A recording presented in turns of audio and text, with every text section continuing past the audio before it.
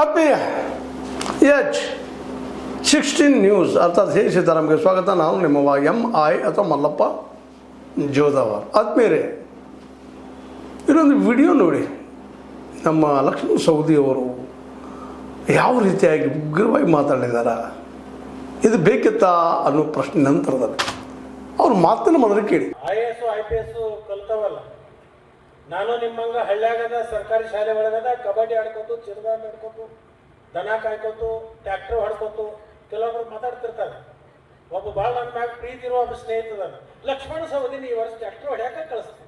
ಅರೇ ನಂದದು ಉದ್ಯೋಗದ ನಂದದ, ನಂದು ಬದುಕದು. ನಾನೊಬ್ಬ ರೈತನ ಹೊಟ್ಟೆಲಿ ಹುಟ್ಟಿದ್ದೇನೆ, ಎತ್ತನ ಹೊಡಿತೀನಿ, ಟ್ರ್ಯಾಕ್ಟರ್ ಹೊಡಿತೀನಿ, ಪ್ರಸಂಗ ಬಂದ್ರೆ ಅನ್ಯಾಯ ಮಾಡ್ಲಿಕ್ಕೆ ಬಂದವನ ಮೆಟ್ಟನು ಹೊಡಿತೀನಿ.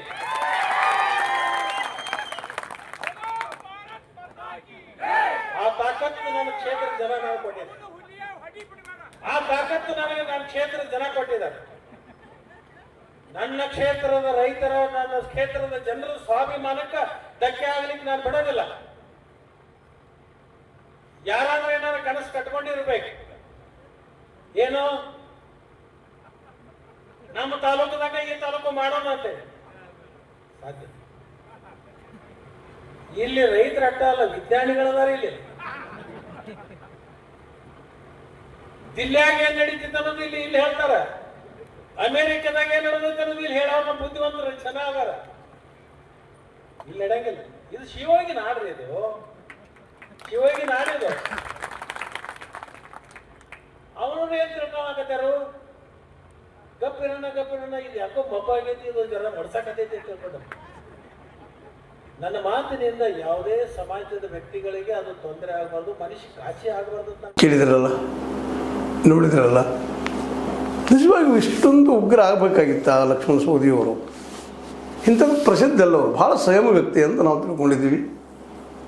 ಆದರೂ ಕುತ್ತಿಗೆ ಬಂದಾಗ ಮನುಷ್ಯ ಸ್ಫೋಟಿಸ್ತಾರ ಅನ್ನೋದು ಸಾಕ್ಷಿ. ರಮೇಶ್ ಜಾರಕಿಹೊಳಿ ಅವರು ಇವರು ವಿರೋಧಿ, ಎಲ್ಲರಿಗೂ ಗೊತ್ತಿರುವ ವಿಷಯ. ಎರಡು ಕುಟುಂಬಗಳ ಮಧ್ಯದಲ್ಲೇ ತೆಕ್ಕಾಟಿದ್ದು ಸುಳ್ಳಲ್ಲ. ರಮೇಶ್ ಅವರನ್ನು ಗೋಕಾಕದಲ್ಲಿ ಸೋಲಿಸಲೇಬೇಕಂತ ಹಿಂದೆ ಪ್ರಯತ್ನ ಮಾಡಿದ್ದೇನು ಸುಳ್ಳಲ್ಲ ಲಕ್ಷ್ಮಣ ಸವದಿಯವರು. ಲಕ್ಷ್ಮಣ ಸವದಿಯವ್ರನ್ನ ಸೋಲಿಸ್ಬೇಕಂತೇಳಿ ಹಿಂದೆ ರಮೇಶ್ ಅವ್ರು ಪ್ರಯತ್ನ ಮಾಡಿದ್ದೇನು ಸುಳ್ಳಲ್ಲ. ಮೇಲಿನ ಮೇಲೆ ಹತ್ತನಿಗೆ ಹೋಗಿ ಇವರು ಏನೇನೋ ಮಾತಾಡುವಂಥದ್ದು ನಾವು ನೋಡ್ತಾ ಇರ್ತೀವಿ. ಮೇಲಿನ ಮೇಲೆ ರಮೇಶ್ ಅವರು, ಹೌದು, ರಮೇಶ್ ಅವರು ಆರ್ಥಿಕವಾಗಿ ಲಕ್ಷ್ಮಣ ಸವದಿಯವ್ರಿಗಿಂತಲೂ ಬಲಿಷ್ಠರಾಗಿರ್ಬೋದು. ಅವರ ಇಡೀ ಕುಟುಂಬ ರಾಜ್ಯ ಮಟ್ಟದಲ್ಲಿ ಬೆಳೆದು ನಿಂತಿರ್ಬೋದು, ಅದೇನು ಸುಳ್ಳೇನಲ್ಲ. ಅದೇ ಕಾಲಕ್ಕೆ ಲಕ್ಷ್ಮಣ ಸವದಿಯವರು ಏನು ಕಡಿಮೆ ಏನಲ್ಲ. ಅವರು ಈ ರಾಜ್ಯದ ಉಪಮುಖ್ಯಮಂತ್ರಿ ಆದಂಥವರು, ಅವ್ರು ಹೇಗೋ ಆಗಿದ್ದಂತೆ ಸುಳ್ಳೇನಲ್ಲ. ಮತ್ತೀಗ ಅತ್ನಿಯನ್ನು ಗೆದ್ದುಕೊಂಡು ಉಳಿದುದೇನು ಸುಳ್ಳಲ್ಲ. ಕುಮಟಳ್ಳಿಯವರ ಹಿಂದೆ ನಿಂತುಕೊಂಡು ಸಾಕಷ್ಟು ಪ್ರಯತ್ನ ಮಾಡಿದರು. ಅವ್ರು ಶುಗರ್ ಫ್ಯಾಕ್ಟ್ರಿ ಸಹಿತ, ಅಂದರೆ ಕೃಷ್ಣ ಶುಗರ್ ಫ್ಯಾಕ್ಟ್ರಿ ಸಹಿತ ತೊಗೊಳ್ಳೋಕ್ಕೆ ಪ್ರಯತ್ನ ಮಾಡಿದರು ರಮೇಶ್ ಜಾರಕಿಹೊಳಿ ಅವರು. ಹಿಂಗೆ ಅವ್ರ ಮಧ್ಯದಲ್ಲಿ ಕುಟುಂಬಗಳ ಮಧ್ಯೆ ಕಾಟು ನಡೆದ. ಒಬ್ಬರು ಹೆಚ್ಚು ಕುಟುಂಬವಾದಿಗಳಾಗಿರ್ಬೋದು, ಇನ್ನೊಬ್ಬರು ಕಡಿಮೆ ಕುಟುಂಬವಾದಿಗಳಾಗಿರ್ಬೋದು. ಇಬ್ಬರು ಮಾತ್ರ ತಮ್ಮ ತಮ್ಮ ಕುಟುಂಬಗಳನ್ನು ಬೆಳೆಸುವಲ್ಲೇ ಪ್ರವೀಣರು ಅನ್ನೋದ್ರಲ್ಲಿ ಎರಡು ಮಾತ್ರ ಇಲ್ಲ. ಅದೇನೂ ಇರಲಿ, ಇವತ್ತು ಲಕ್ಷ್ಮಣ ಸವದಿಯವರು ಮೆಟ್ಲೆ ಅನ್ನೋದು ಶಬ್ದ ಯಾಕೆ ಬೆಳೆಸಿದ್ರು ಅನ್ನೋದು ಇವತ್ತು ಭಾಳ ಪ್ರಮುಖ ಚರ್ಚೆ ಆಗ್ತದೆ. ಜಿಲ್ಲೆಯಲ್ಲಿ ಅಷ್ಟಲ್ಲ, ರಾಜ್ಯ ಮಟ್ಟದಲ್ಲೂ ಸಹಿತ. ಈ ಮಾತನ್ನು ಮಾತಾಡಲಿಕ್ಕೆ ಯಾಕೆ ಹೋದರು? ರೈತರ ಅನ್ಯಾಯ ಹೊಡ್ರೆ ಅವರನ್ನು ಮೆಟ್ಲು ಹೊಡಿತೀನಿ ಅನ್ನೋಂಥ ಮಾತನ್ನು. ಮತ್ತು ನಾವು ಹಿಂದೆ ಹೌದು, ನಮ್ಮ ಮನೆ ಉದ್ಯೋಗದು, ನಾ ರೈತ, ಟ್ರ್ಯಾಕ್ಟರ್ ಹೊಡಿದನ ಕೆಲಸ ಅದು ಇದೆಲ್ಲ ಹೇಳ್ತಾ ಇದ್ದಾರೆ. ಮತ್ತು ರಮೇಶ್ ಜಾರಕಿಹೊಳಿ ಅವರು ಟ್ರ್ಯಾಕ್ಟರ್ ಹೊಡಿದು ಕಳಿಸ್ತೀನಿ ಅನ್ನೋಂಥ ಮಾತಾಡಿದ್ರು ತಪ್ಪನ ಯಾರೂ ಮಾತಾಡೋದು. ಹಿಂದೆ ಇವ್ರ ಕುಟುಂಬದ ಸಲುವಾಗಿಯೂ ಅವ್ರ ವಿರೋಧಿಗಳು ಸಾಕಷ್ಟು ಮಾತಾಡ್ತಾ ಇದ್ರು. ಅವ್ರಿಗೂ ಗೊತ್ತಿದ್ದ ವಿಷಯ ಇದೆ. ಅಂಥವ್ರು ಉತ್ತರ ಕೊಟ್ಟಿದ್ದಾರೆ. ಇವತ್ತು ಅವ್ರ ಕುಟುಂಬವನ್ನು ಕಟ್ಟಿಗೆ ಹೊರಸೋದಕ್ಕೆ ಕಳಿಸ್ತೀವಿ ಅಂತ ಮಾತಾಡಿದ ಕುಟುಂಬಗಳು ಇವತ್ತು ಎಲ್ಲಿದ್ದಾರೆ, ಏನಾದರು ಅಂತ ಜನ ಅವ್ರನ್ನ ತಿರಸ್ಕಾರ ಮಾಡಿದ್ದಾರೆ. ಇವತ್ತು ಅವ್ರು ಏನು ತಪ್ಪು ಮಾಡಲಿ, ಸರಿ ಮಾಡಲಿ, ಗೋಕಾಕ್ ತಾಲೂಕು ಆಗಿರ್ಬೋದು, ಬೆಳಗಾವಿ ಜಿಲ್ಲಾ ಮಟ್ಟದಲ್ಲಿ ಆಗಿರ್ಬೋದು, ಇವತ್ತು ಜಾರಕಿಹೊಳಿ ಕುಟುಂಬ ಇವತ್ತು ರಾಜ್ಯ ಮಟ್ಟದಲ್ಲಿ ಔನ್ನತ್ಯಕ್ಕೆ ಇರ್ತಾ ಇದೆ. ಇಂಥ ಪ್ರಸಂಗದಲ್ಲೇ ನಾವು ಟ್ರ್ಯಾಕ್ಟರ್ ಹೊಡ್ಯಾಕೆ ಕಳಿಸ್ತೀವಿ ಅಂತ ಮಾತನ್ನು ಮಾತಾಡುವಂಥ ಒಂದು, ನೀವು ಅದಕ್ಕೆ ಏನಂತೀರಿ, ಸಣತನ ಅಂತಿರೋ ಮತ್ತೇನಂತಿರೋ ಗೊತ್ತಿಲ್ಲ, ಈರ್ಷ್ಯೆ ಅಂತಿರೋ ಗೊತ್ತಿಲ್ಲ. ರಮೇಶ್ ಅವ್ರು ಮಾತಾಡೋದು ತಪ್ಪು. ಮತ್ತು ಆಫ್ ದ ರೆಕಾರ್ಡ್ ಸಾಕಷ್ಟು ಮಾತಾಡ್ತಾ ಇರ್ತೀವಿ ನಾವು, ಇಲ್ಲಂತಲ್ಲ.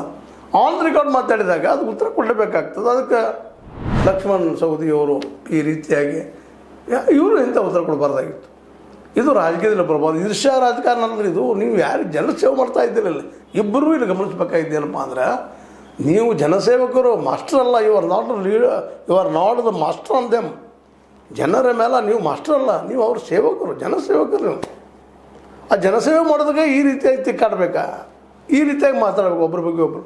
ಇಬ್ಬರು ಬೆಳೆದಂಥ ವ್ಯಕ್ತಿತ್ವ ರಾಜ್ಯ ಮಟ್ಟದಲ್ಲಿ. ಇತಿಹಾಸ ತಪ್ಪುಗಳಾಗಿರೋದು ಬಿಟ್ಟುಬಿಡೋಣ ಅದನ್ನು. ಈಗ ಏನು ಮಾಡ್ತಾಯಿದ್ದೀರ ಅದು ಬಹಳ ಗಂಭೀರ ಇರ್ತದೆ. 5 ದಿವಸಲ್ಲೇ ಲಕ್ಷ್ಮಣ ಸವದಿಯವರು ಆ ಮಾತುಗಳನ್ನ ಆಡಿದ್ದು ಕ್ಷಮಾರ್ಹರಲ್ಲ ಒಂದು. ಎರಡನೇದಾಗಿ ನಮ್ಮ ರಮೇಶ್ ಜಾರಕಿಹೊಳಿ ಅವರು ಸಹಿತ ಅಂಥ ಮಾತುಗಳು ಮಾತಾಡೋದು ತಪ್ಪು ಅಂತ. ಜನ ನೋಡ್ತಾ ಇದ್ದಾರೆ ನಿಮ್ಮಿಬ್ಬರನ್ನು, ಜನರ ಹಾದಿ ನೋಡ್ತಾ ಇದ್ದಾರೆ, ಯಾರು ಒಳ್ಳೆಯವ್ರು ನಮ್ಮ ಕೆಲಸ ಯಾರು ಮಾಡ್ತಾರೆ. ಜನಕ್ಕೆ ಬೇಕಾಗಿದ್ದು ಇವತ್ತು ನೋಡ್ರಿ, ಮೋದಿಯವ್ರು ಮಾತಾಡಿದ್ದಾರೆ, ನೀವು ಪೆಟ್ರೋಲ್ ಕಡಿಮೆ ಬಳಸ್ರಿ, ಅದನ್ನು ಮಾಡಿರಿ, ಇದನ್ನು ಮಾಡಿ ಸಜೆಷನ್ ಕೊಟ್ಟಿದ್ದಾರೆ. ಕೋವಿಡ್ದಂಥ ದಿನಗಳು ಬರ್ತಾವೆ, ಒಂದು ಸಜೆಷನ್ ಕೊಟ್ಟಿದ್ದಾರೆ. ಇವತ್ತು ಆರ್ಥಿಕವಾಗಿ ದಿವಾಳಿ ಹೊಡೆದ ಕಾರಣ ಯಾರು ರೀ ಅನ್ನೋದ್ರೆ ಇವತ್ತು ಮೋದಿಯವರು ವಿಚಾರ ಮಾಡಬೇಕಾಗಿದೆ. ಕಳೆದ 12 ವರ್ಷಗಳಿಂದ ನಮ್ಮಲ್ಲಿ ಸ್ಮಾಲ್ ಸ್ಕೇಲ್ ಇಂಡಸ್ಟ್ರಿಗಳನ್ನ, ನಮ್ಮ ರೈತರಿಗೆ ಮಾರ್ಕೆಟನ್ನು, ಪ್ರತಿಯೊಬ್ಬರು ಉದ್ಯೋಗ ಸೃಷ್ಟಿ ಮಾಡುವಂಥ ಕೆಲಸವನ್ನು ಮಾಡಲಿಲ್ಲ. ಸ್ವತಂತ್ರವಾದ ಮೀಡಿಯಾಗೆ ಬೇಕಾಗಿರುವುದು ಸ್ವತಂತ್ರ ಧ್ವನಿ. ಆ ಸ್ವತಂತ್ರ ಧ್ವನಿ ಉಳಿಸಲು ನೀವು ಮಾಡಬೇಕಾದದ್ದು ಇಷ್ಟೇ. ಅದೇನಪ್ಪಾ ಅಂತಂತಂದ್ರೆ, ನಿಮ್ಮ ಕೈಲಾದಷ್ಟು ಸಹಾಯ ಈ ಚಾನಲ್ಗೆ ಮಾಡಿ ಹಾಗೂ ನಿಮ್ಮ ಧ್ವನಿಯನ್ನು ಕಾಪಾಡಿಕೊಳ್ಳಿ. ಇವತ್ತು ಹೀಗಾಗಿ ದೊಡ್ಡ ಸಮಸ್ಯೆ ಬಂದುಬಿಟ್ಟದೆ. ಇವತ್ತು ಈಗ ನೀವು ಹಂಗೆ ಎಕಾನಮಿ ಆಗಿರ್ರಿ, ಮತ್ತೊಂದು ಮಾಡಿರಿ, ಮುಗಿದೊಂದು ಮಾಡಿರಿ ಅಂತ ಹೇಳುವಂಥ ಒಂದು ಪರಿಣಾಮ ಬರ್ತಿರಲಿಲ್ಲ. ಇವತ್ತು ಆರ್ಥಿಕವಾಗಿ ನಾವು ಭಾಳಷ್ಟು ಸೋತೋಗಿದ್ವಿ ಇಂಟರ್ನ್ಯಾಷನಲಿ. ಇಂಥ ಪ್ರಸಂಗದಲ್ಲಿ ಅವುಗಳ ಬಗ್ಗೆ ಚಿಂತನೆ ಮಾಡಬೇಕಾಗಿದ್ದು ನಮ್ಮ ನಾಯಕರು. ಇವತ್ತು ಲಕ್ಷ್ಮಣ ಸವದಿಯವರಾಗಿರ್ಬೋದು, ರಮೇಶ್ ನಮ್ಮ ಜಾರಕಿಹೊಳಿ ಅವರಾಗಿರ್ಬೋದು, ಇಬ್ಬರು ಇವತ್ತೊಬ್ಬ ನಾಯಕರಾಗಿ ಬೆಳೆದು ನಿಂತಿದ್ದಾರೆ. ಜನ ಅವ್ರನ್ನ ಒಪ್ಕೊಂಡಿದ್ದಾರೆ, ಜನನಾಯಕರು ಅವರು, ಜನ ಮತ ಹಾಕಿದ್ದಾರೆ. ಇಬ್ಬರು ಈ ದೇಶದ ಸಮಸ್ಯೆಗಳ ಬಗ್ಗೆ, ಇಲ್ಲಿ ನೀರಿನ ವ್ಯವಸ್ಥೆ ಬಗ್ಗೆ, ಇಲ್ಲಿ ರೈತರಿಗೆ ಬೇಕಾಗುವಂಥ ಮಾರ್ಕೆಟ್ ಬಗ್ಗೆ, ಈ ರೈತರಿಗೆ ಏನು ಕೊರತೆ ಅದು. ಯಾಕಂದ್ರೆ ರೈತನ ಮೇಲೆ ನಿಂತಿದ್ದೇವೆ. ಇವತ್ತು ಶುಗರ್ ಫ್ಯಾಕ್ಟ್ರಿ ನಿಮಗೆ ಯಾರ ಮೇಲೆ ನಿಂತಿದ್ದಾವೆ? ಅತ್ಯಂತ ಕಡಿಮೆ ಬೆಲೆಗೆ 3,300 ರೂಪಾಯಿಗೆ ನಿಮಗೆ ಮಾರ್ಕೊಳ್ತಾ ಇದ್ದಾರೆ ರೈತರು ತಮ್ಮ ಕಬ್ಬುಗಳನ್ನು ಒಂದು ಟನ್ನಿಗೆ. ಖರ್ಚು ಎಷ್ಟು ಬರ್ತದೆ ಪಾಪ ಅವ್ರಿಗೆ ಗೊತ್ತಿಲ್ಲ.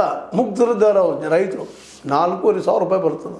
ಮತ್ತೆ ಯಾರು ಆಗಿದ್ರೆ, ಇನ್ನೊಬ್ರು ಯಾರು ಆಗಿದ್ರೆ ಈ ಕಬ್ಬು ಬೆಳೆದನ್ನು ಬಿಟ್ಟು ಬಿಡ್ತಿದ್ರು. ಕಬ್ಬು ಬೆಳೆದನ್ನು ಬಿಟ್ಟರೆ ಏನಾಗ ಪರಿಸ್ಥಿತಿ? ಶುಗರ್ ಫ್ಯಾಕ್ಟ್ರಿ ಮಾಲೀಕರಿಂದ ಎಚ್ಚರದಿಂದ ವಿಚಾರ ಮಾಡಬೇಕಾಗಿದೆ.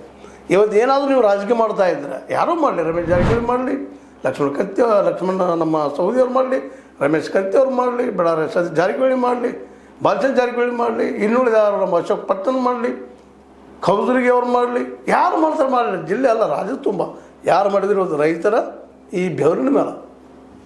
ರೈತರಿಗೆ ಮಾರ್ಕೆಟ್ ಕೊಡುವಂಥ ವಿಚಾರಗಳು ಮಾಡಬೇಕು ವಿನಃ ರೈತನ ಬೆಳೆಸೋದು. ಹೌದು, ರೈತರು ಎಣ್ಣೆ ಮೆಟ್ಟು ಹೊಡಿತಾನೆ ಅಂತ ಮಾತು ಯಾರು ಅನ್ಯಾಯ ಮಾಡಿದ್ರೆ ಮಾಡಿದ್ರೆ ಅವರಿಗೆ. ಇವತ್ತು ನೋಡಿರಿ, 3,300 ಮಾಡಿದ್ದಾರೆ. ಆ್ಯಕ್ಚುಲಿ 4,500 ರೂಪಾಯಿ ಖರ್ಚು ಬರ್ತದೆ. ಯಾರು ಮಾಡಿದ್ರೆ 4,500 ರೂಪಾಯಿ ಖರ್ಚು ಮಾಡಿಸುವಂಥ ವ್ಯವಸ್ಥೆಯನ್ನು, ಆ ವ್ಯವಸ್ಥೆ ಮಾಡೋರು ನೀವು ಹೊಡೀರಿ ಬೇಡ ಅಂತ ಹೇಳೋದಿಲ್ಲ. ಅದು ಒಬ್ಬರೇ ಕಾರಣ, ಇಡೀ ನೀವು ನಿರ್ಮಿಸಿದಂಥ ವ್ಯವಸ್ಥೆನೇ ಕಾರಣ. ರೈತರಿಗೆ ಇವತ್ತು ಮಾರ್ಕೆಟ್ ಇಲ್ಲ, ಬೆಳೆದ ಬೆಳೆಗೆ ಬೆಲೆ ಇಲ್ಲ, ಪಾಪ ಸಾಯ್ತಾ ಇದ್ದಾನೆ. ಹೌದು, ಅನ್ಯಾಯ ನಡೀತಾ ಇದ್ದಿಲ್ಲ ಕಣ್ಣು ಮುಂದೆ. ಈ ಮೊನ್ನೆ ರಿಪೋರ್ಟ್ ಬಂದದ್ದು, ಕರ್ನಾಟಕದ ಎಷ್ಟು ಮಂದಿ ಆತ್ಮಹತ್ಯೆ ಮಾಡ್ಕೊಂಡ್ರಪ್ಪ ರೈತರು ಅಂತೇಳಿ. ಆ ರಿಪೋರ್ಟ್ ನೋಡ್ರಿ, ಆ ದಿಶೆಯಲ್ಲಿ ಮಾತಾಡಿದ್ರೆ ಇನ್ನೂ ದೊಡ್ಡವರಾಗ್ತಿದ್ರು ನಮ್ಮ ಲಕ್ಷ್ಮಣ ಸವದಿಯವರು. ಎಲ್ಲರೂ 3,300 ಕೊಡು ಮುಂದೆ ಇನ್ನೂ ಅಷ್ಟು ಅಭ್ಯಾಸ ಮಾಡಿ ಮತ್ತೇನು ಮಾಡಿ ಎಲ್ಲಿ ಲಾಭ ಆಗ್ತದೆ ನೋಡ್ಕೊಂಡು ಆ ಲಾಭವನ್ನು ಇನ್ನೂ ಹಂಚಿದ್ರೆ 3,500 3,600 ತಮ್ಮ ಬ್ಯಾಂಕ್ ತಮ್ಮ ಕೃಷ್ಣ ಶುಗರ್ ಫ್ಯಾಕ್ಟ್ರಿಯಿಂದ ಹಂಚಿದ್ರೆ ಇನ್ನೂ ಎತ್ತರಕ್ಕೆ ಬೆಳೀತಿದ್ರು. ಎಲ್ಲರೂ 3,300 ಕೊಡು, ನೀವು ಕೊಡ್ರಿ, ಏನು ದೊಡ್ಡದಲ್ಲ. ಯಾಕಂದರೆ ನಿಮಗೂ ಗೊತ್ತದ ರೈತ ಎಷ್ಟು ಖರ್ಚು ಮಾಡ್ತಾನೆ ಅಂತೇಳಿ, ರೈತನ ಬದುಕು ಎಷ್ಟು ಕಷ್ಟ ಅದ ಅಂತೇಳಿ. ಆ ದಿಶೆಯಲ್ಲಿ ಎಲ್ಲರೂ, ನೀವು ಅಷ್ಟೇ ನೀವಲ್ಲ, ರಮೇಶ್ ಜಾರಕಿಹೊಳಿಯವರು ಮಾಡಬೇಕು, ಸತೀಶ್ ಜಾರಕಿಹೊಳಿಯವರು ಮಾಡಬೇಕು, ನಮ್ಮ ಕೋರೆ ಅವರು ಮಾಡಬೇಕು, ಎಲ್ಲರೂ ಮಾಡಬೇಕು. ಅದನ್ನು 3,300 ಕನಿಷ್ಠ ಬೆಂಬಲ ಬೆಲೆ ನೀವು ಮಾಡಿ ಘೋಷಣೆ ಮಾಡಿದ್ದು. ಅದು ಸರ್ಕಾರ 50 ರೂಪಾಯಿ ಆಗ್ತದೆ, ನೀವು 50 ರೂಪಾಯಿ ಹಾಕ್ತದೆ. ಅದು ಎಷ್ಟೋ ಫ್ಯಾಕ್ಟ್ರಿಗಳು, 8 ಫ್ಯಾಕ್ಟ್ರಿಗಳು ದುಡ್ಡು ಹಾಕ್ತಾ ಇಲ್ಲ. ಅವ್ರು ಹಾಕ್ಸೋಕೆ ಕೇಳ್ಬೇಕು ನೀವೆಲ್ಲರೂ ಕೂಡಿ. ಇದನ್ನು ಮಾಡೋದು ಬಿಟ್ಟುಕೊಂಡು ನಿಮ್ಮೊಳಗೆ ರೈತರ ಎಣ್ಣೆ ಆದ್ರೆ ಮೆಟ್ಟು ಹೊಡಿತೀನಿ ಅನ್ನೋಕ್ಕಿಂತರೂ ಕೆಲಸ ಮಾಡಿರಿ, ರೈತರಿಗೆ ಮಾರ್ಕೆಟ್ ಕೊಡಿಸೋಂಥ ಕೆಲಸ ಮಾಡಿರಿ. ಆ ದಿಶೆಯಲ್ಲಿ ಚಿಂತನೆ ಮಾಡ್ತಾಯಿದ್ದೀರಿ. ಸರ್ಕಾರದಲ್ಲಿ ನೀವು ಮಿನಿಸ್ಟರ್ ಆಗಿದ್ರಿ ಹಿಂದೆ, ಲಕ್ಷ್ಮಣ ಸವದಿಯವರು ಏನು ನಿಮ್ಗೆ ಸಾಧ್ಯತೆ ಮಾಡಿದ್ರು, ಇನ್ನೂ ಮಾಡುವಂಥದ್ದು ಭಾಳದಲ್ಲಿ. ಸರ್ಕಾರ ಕ್ಷೇತ್ರ PKPS ಪ್ರತಿ PKPSಗೆ ಒಂದು ಗೋಡೌನ್ ಕಟ್ಟಿಸಿ ಅಲ್ಲಿ ಬೆಳೆ ಇಳಿಸುವಂಥ ಕೆಲಸ ಮಾಡಿ ಆ ಹಳ್ಳಿಗಳನ್ನು ರೈತರಿಗೆ ಮಾರ್ಕೆಟ್ ಯಾಕೆ ಮಾಡಬಾರ್ದು, ಈ ದಿಶೆಯಲ್ಲಿ ಲಕ್ಷ್ಮಣ ಸವದಿಯವರು ಚಿಂತನೆ ಮಾಡುವಂಥದ್ದು ಭಾಳ ಮುಖ್ಯದ ಇವತ್ತು. ಅದಕ್ಕಿಂತಲೂ ಕೇವಲ ಬಾಯಿ ಮಾತಿನಲ್ಲಿ ನಾವು ಅನ್ಯಾಯ ಹೌದು ಮಾಡ್ತಾಯಿದ್ರಿ ಕೆಲಸ, ಉಳಿದ ರಾಜಕಾರಣಕ್ಕಿಂತಲೂ ನೀವು ಸಂಭಾವಿತರಿದ್ದೀರಿ ಅಂತ ನಾವು ಒಪ್ಕೊಳ್ತೀವಿ ಆ ಮಾತನ್ನು. ಹೌದು, ಮಾಡ್ಲಿಕ್ಕೆ ಪ್ರಯತ್ನ ಮಾಡ್ತಾಯಿದ್ರಿ, ಆದರೆ ವ್ಯವಸ್ಥೆ ಕೆಟ್ಟದ್ದು. ಆ ಮಾತು ಬೇರೆ, ನೀವು ಒಬ್ಬರಿಂದ ಆಗೋದಿಲ್ಲ. ಉಳಿದವ್ರು ನಿಮ್ಮ ಸಹಕಾರ ಮಾಡಬೇಕು, ಬಟ್ ಅವ್ರು ಸಹಕಾರ ಮಾಡೋ ನೀವು ತಯಾರು ಮಾಡಬೇಕು. ನಿಮ್ಮ ಅಟ್ಲೀಸ್ಟ್ 3 ತಾಲೂಕಿನ PKPSಗಳ ಮೂಲಕ ಆದರೂ ಮ್ಯಾಕ್ಸಿಮಮ್ ನೀವು ಪ್ರತಿ ಹಳ್ಳಿಯನ್ನು ಮಾರ್ಕೆಟ್ ಮಾಡಲಿಕ್ಕೆ ಪ್ರಯತ್ನ ಮಾಡಿದ್ದಾರೆ ಅಂದರೆ ಅಟ್ಲೀಸ್ಟ್ ರೈತಗೆ ಇನ್ನೊಂದು 4 ರೂಪಾಯಿ ಉಳಿತಾವೆ. ನೋಡಿ, ನಿಮಗೆ ನೀವು ರೈತ ಪೇಟೆ ಬಂದವರು ಸ್ವತಃ ನೀವು ಹೇಳ್ಕೊಳ್ತಾ ಇದ್ದೀರಿ, ನಾವು ರೈತ ಇದು ಎತ್ತ ಹೊಡೆದಿದ್ದೀವಿ, ಡ್ರೈವ್ ಮಾಡಿದ್ದೀವಿ, ನಮ್ಮ ಟ್ಯಾಕ್ಟರ್ಗಳನ್ನ ಕರೆ ಇದೆ. ಅದು ನೀವು ಒಂದು ಟ್ಯಾಕ್ಟರ್ ತೊಗೊಂಡು ಹೋದಾಗ ಮಾರ್ಕೆಟ್ದ ರೇಟೇ ಇರಲಿಲ್ಲ ಅಂದ್ರೆ ನೀವು ಏನಾಗಿತ್ತು ಇಂದ ಅವಾಗ ಮಾರಾಟ ಹೊರಟ್ರೆ APMC ಮಾರ್ಕೆಟ್ ಬರ್ತಿರಲ್ಲ, ಇಡುವಂಥ ಪ್ರಸಂಗ ಬರ್ತಿತ್ತು. ಕೆಲವು ಮೀಟ್ರ್ ತೂಗಿದ್ರೆ ಮೋಸ ಆಗ್ತಿತ್ತು. ಇವೆಲ್ಲ ನಿಮ್ಗೆ ಗೊತ್ತಿದ್ದ ವಿಷಯನ. ಅದಕ್ಕೆ ಪ್ರತಿ ಹಳ್ಳಿಗೂ ಮಾರ್ಕೆಟ್ ಮಾಡೋ ದಿಶೆಯಲ್ಲಿ ಯಾಕೆ ಚಿಂತನೆ ಮಾಡಬಾರ್ದು. ಇವೆಲ್ಲ ಇಂಥ ಮಾತಾಡೋಕ್ಕಿಂತಲೂ ಯಾವ ಮೆಟ್ಟ ತಟ್ಲಿ ಆ ಮುಂದೊಂದು ಮುಗಿದೊಂದು ಮಾತಾಡೋಕ್ಕಿಂತಲೂ ಈ ಎಲ್ಲ ಅಸಂವಿಧಾನಿಕ ಮಾತುಗಳನ್ನ ಮಾತಾಡಿ ಯಾರೋ ಮಾತಾಡಲಿ, ಇವತ್ತು ರಮೇಶ್ ಜಾರಕಿಹೊಳಿ ಅವರು ಮಾತಾಡಲಿ, ಬೇಡ ನಮ್ಮ ಲಕ್ಷ್ಮಣ ಸವದಿ ಅವರು ಮಾತಾಡಲಿ, ಯಾರು ಮಾತಾಡಲಿ ತಪ್ಪನ ಆ ದಿಶೆಯಲ್ಲಿ ಇಬ್ಬರು ನಾಯಕ ಚಿಂತನೆ ಮಾಡಲಿ. ರೈತರಿಗೆ ಮಾರ್ಕೆಟ್ ಕೊಡಿಸುವಂಥದ್ದು, ರೈತರಿಗೆ ಸರಿಯಾದ ರೇಟಲ್ಲಿ ಗೊಬ್ಬರ ಅಂತಿಂದು ಬರ್ಲಿಕ್ಕೆ ಬಂದದ. ಇವತ್ತು ನೀವು ಅದು ಸಾಕ್ಷಿ ಹೇಳ್ಬಿಡಿದ್ರಿ ಯುದ್ಧ ಐತ್ರಿ ಬರ್ತಾ ಇಲ್ಲ ಅಂತೇಳಿ ಅದು ಬರ್ರಿ ಅಟ್ಲೀಸ್ಟ್ ಮಾರ್ಕೆಟ್ ಮಾಡೋಕ್ಕೆ ಸಾಧ್ಯತೆಲ್ಲ. ಪ್ರತಿಯೊಂದು ಹಳ್ಳಿಗೂ ಅಲ್ಲಿ ಬೆಳೆಯುವಂಥ ಬೆಳೆಗೆ ರಕ್ಷಣೆ ಮಾಡಿಡೋದಕ್ಕೆ ನೀವು ಗೋಡೌನ್ ಮಾಡಿದ್ದಾರೆ ಅಂದರೆ ಎಲ್ಲಿ ಗೋಡೌನ್ ಅಂತೇಳಿ ಬಂದು ಒಯ್ತಾರೆ ವ್ಯಾಪಾರಿಗಳು. ಅವ್ರಿಗೆ ಹಾದಿ ಮಾಡಿಕೊಡ್ರಿ, ರೋಡ್ ಮಾಡಿಕೊಡ್ರಿ, ಶಾಸಕರು ಬಂದು ಒಯ್ತಾರೆ. ಮಾರ್ಕೆಟ್ ಹಾಕೈತೆ ತನಗೆ ಏನು ರೇಟ್ ಬರ್ತದೆ ಒಂದು ನೋಡ್ಕೊಂಡು ಲೆಕ್ಕ ಮಾಡ್ಕೊಂಡು ರೈತರು ಮಾರ್ತಾನೆ ಅಲ್ವಾ. ಈ ದಿಶೆಯಲ್ಲಿ ಚಿಂತನೆ ಮಾಡಬೇಕಾಯ್ತು ನಮ್ಮ ಲಕ್ಷ್ಮಣ ಸವದಿ ಅವರು, ಒಬ್ಬ ಗಂಭೀರ ವ್ಯಕ್ತಿತ್ವದವರು. ಅದೇ ಕಾಲಕ್ಕೆ ರಮೇಶ್ ಜಾರಕಿಹೊಳಿ ಅವರು ಸದ್ಯ ಈ ದಿಶೆಯಲ್ಲಿ ಚಿಂತನೆ ಮಾಡಿದ್ರೆ ಅವ್ರ ಬಗ್ಗೆ ಇನ್ನಷ್ಟು ಜನರಿಗೆ ಒಳ್ಳೆಯ ಅಭಿಪ್ರಾಯ ಮೂಡುತ್ತದೆ ಅವ್ನು ನಮ್ಮ ಅಭಿಪ್ರಾಯ. ತಪ್ಪಿದ್ರೆ ತಪ್ಪು ಮಾಡ್ರಿ, ಅದಕ್ಕೆ ತಪ್ಪೇನಿಲ್ಲ. ತಪ್ಪು ಮಾಡ್ರಿ, ಸರಿ ಹೇಳ್ರಿ, ಏನಾದರೂ ಅನ್ರಿ ಅಂತ ಇರ್ರಿ, ಮಾತಾಡ್ತಾ ಇರ್ರಿ. ಆದರೆ ಇಂಥ ಒಂದು ಅಸಂವಿಧಾನಿಕ ಮಾತುಗಳನ್ನು ಬಳಸೋದು ಒಂದು ಸಾರ್ವಜನಿಕವಾಗಿ ಅದು ಅಸಭ್ಯತೆಯ ಲಕ್ಷಣ. ಯಾರೋ ಮಾತಾಡಲಿ ಅನ್ನೋ ಮಾತನ್ನು ಈ ಸಂದರ್ಭದಲ್ಲಿ ಹೇಳ್ತಾ, ರೈತ ಪರವಾಗಿ ನಿಮ್ಗೆ ನಿಜವಾಗಿ ಕಾಳಜಿ ಇದ್ದರೆ ಅವ್ರಿಗೆ ಮಾರ್ಕೆಟ್ ಮಾಡಿಕೊಡ್ರಿ, ನೀರು ಮಾಡಿಕೊಡ್ರಿ ಅವ್ರಿಗೆ. ಮತ್ತು ಪ್ರತಿಯೊಂದು ಹಳ್ಳಿಗೂ ಅಥವಾ ಒಂದು ಹೋಬಳಿಗೆ ಒಂದು ಹೈಸ್ಕೂಲ್ 10+2 ಇವತ್ತು ಮಾಡಿಸ್ಕೊಟ್ರಿ ಅಂದರೆ ನಿಶ್ಚಿತವಾಗಿ ಹೊಸ ರೂಪ ಪಡಿತದ. ಫ್ರೀ ಶಿಕ್ಷಣ. ಅದು ನೀವು ಏನು ಸೈನ್ಸ್ ಕಾಲೇಜ್ ಕಲಿಬೇಕು ಎಷ್ಟು ಕಷ್ಟ ಅದ ಈಗ ನಿಮಗೆ ಗೊತ್ತದ. ಎಲ್ಲ ಕಡೆ ಈ ದೊಡ್ಡ ದೊಡ್ಡ ಕಾಲೇಜ್ ಪ್ರೈವೇಟ್ದವ್ರು ಎಷ್ಟು ತೊಗೊಳ್ತಾರೆ, ಒಂದು ವರ್ಷಕ್ಕೆ 4 ಲಕ್ಷ 2 ಲಕ್ಷ 3 ಲಕ್ಷ ತೊಗೊಳ್ತಾರೆ. ಅಂಥ ಸ್ಕೂಲ್ಗಳಿಗಿಂತಲೂ ಸರ್ಕಾರಿ ಸ್ಕೂಲ್ಗಳನ್ನು KPSಗಳನ್ನು 10+2 ಮಾಡಿ ಪ್ರತಿಯೊಬ್ಬರಿಗೂ ಮಕ್ಕಳಿಗೆ, ರೈತ ಮಕ್ಕಳಿಗೆ ಅಲ್ಲೇ ಅವ್ರ ಶಿಕ್ಷಣ ಸಿಗಬೇಕು. ಸೈನ್ಸ್ ಮುಖ್ಯವಾಗಿ ಅದು ಮಾಡಿದ್ರಪ್ಪ ಅಂತಂದ್ರೆ ಇನ್ನೂ ಎತ್ತರಿಗೆ ಬೆಳೀತಾರೆ. ಅದಕ್ಕಿಂತ ಈ ಒಂದು ಥರ್ಡ್ ರೇಟ್ ಭಾಷೆ ಬಳಸೋಕ್ಕಿಂತ ಇದು ಯೋಗ್ಯ ಅಲ್ವಾ. ನಿಮಗೆ ಲೈಕ್ ಆಗಿರ್ಬೋದು, ಲೈಕ್ ಮಾಡಿ, ಶೇರ್ ಮಾಡಿ, ಕಮೆಂಟ್ ಮಾಡಿ, ಜೊತೆ ಸಬ್ಸ್ಕ್ರೈಬ್ ಮಾಡಿ. H16 ನ್ಯೂಸ್ ಅರ್ಥ ತಿಳಿಸಿದ್ದಾರೆ ಸತ್ಯಕ್ಕಾಗಿ ವಂದನೆಗಳು. ಆತ್ಮೀಯ ಸಾರ್ವಜನಿಕರಲ್ಲಿ H16 ಅರ್ಥಾತ್ ಸೀತಾರಾಮದಿಂದ ಒಂದು ಮನವಿ. ಈ ಸಂಸ್ಥೆ ಭ್ರಷ್ಟಾಚಾರ, ಅನ್ಯಾಯ, ಅತ್ಯಾಚಾರಗಳಿಂದ ನೊಂದವರ ವೇದಿಕೆ. ಅನ್ಯಾಯಕೋರರ, ಭೂಗಳ್ಳರ, ನಶಾ ಸಾರಾಯಿ ಮಾಫಿಯಾಗಳ ವಿರುದ್ಧದ ಧ್ವನಿ. ರೈತರ, ಕೂಲಿಕಾರ, ಕಾರ್ಮಿಕರ, ಬಿದ್ದ ಸಮುದಾಯ ಜನರ ಧ್ವನಿ.